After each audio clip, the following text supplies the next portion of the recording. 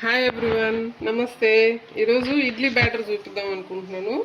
Idli batter చాలామంది ఏదైతే పెద్ద టాస్క్ లాగా చేస్తుంటారో, మా ఇంట్లో వెట్ గ్రైండర్ అయితే లేదండి. మిక్సర్లోనే గ్రైండ్ చేయాలి. దాంట్లోనే నేను 20 years నుంచి మిక్సర్లోనే ఇడ్లీలు దోశలు వేసుకుంటున్నాను. యాక్చువల్లీ చాలా సింపుల్ అండి, ఇదేం పెద్ద టాస్క్ కాదు.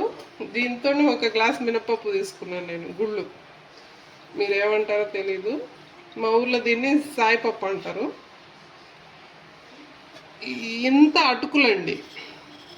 ఒకవేళ మన ఇంట్లో అటుకులు లేకపోతే రైస్ తీసుకోవచ్చు, బాయిల్డ్ రైస్ తీసుకోవచ్చు.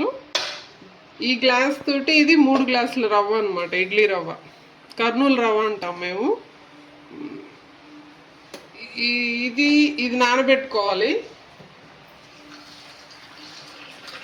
నేను ఇది ఈవినింగ్ 5 o'clock నానబెట్టాను. ఇది ఇప్పుడు నానబెడుతున్నాను.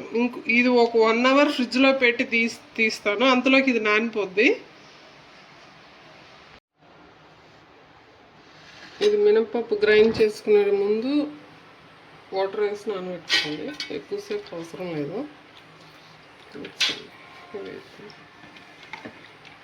ఇది 1 hour ఫ్రిడ్జ్లో ఉంచి తీసింది.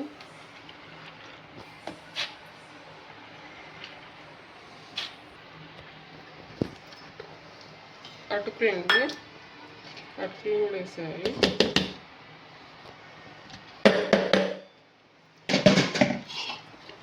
ఇప్పుడు ఇది ఇంకా గ్రైండ్ చేసుకోవాలండి, అంతే, ఇంకేం లేదు. చూపిస్తాను. మిక్సీ దగ్గరికి వచ్చాము. నేను ఫస్ట్ వాటర్ పోయినండి, కొంచెం ఫస్ట్ తిరిగినాక ఇంత సాఫ్ట్గా పిండి మెదిగినాక ఆఫ్ చేసుకోవాలి.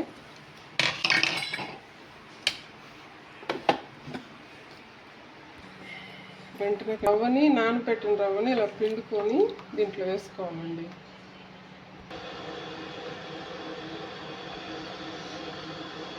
అంతేనాక దీంట్లో సరిపడా ఉప్పు వేసుకోవాలి. ఉప్పు వేసుకొని కలుపుకొని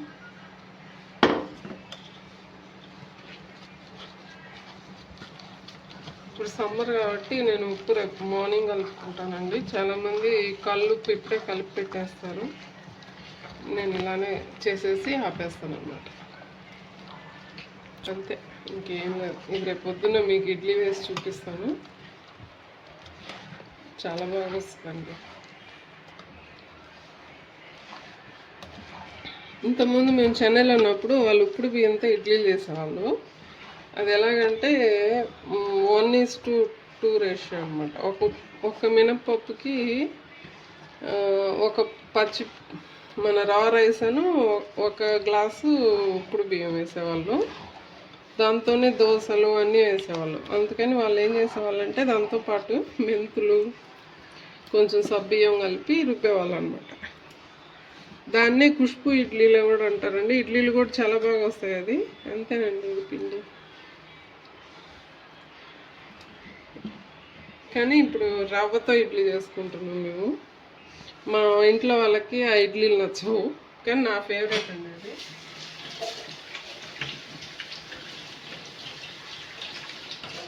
అంతేనండి, ఇంకా మూత పెట్టేస్తే రేపు మార్నింగ్ చూపిస్తాను మీకు. ఇడ్లీలు వేస్తున్నానండి.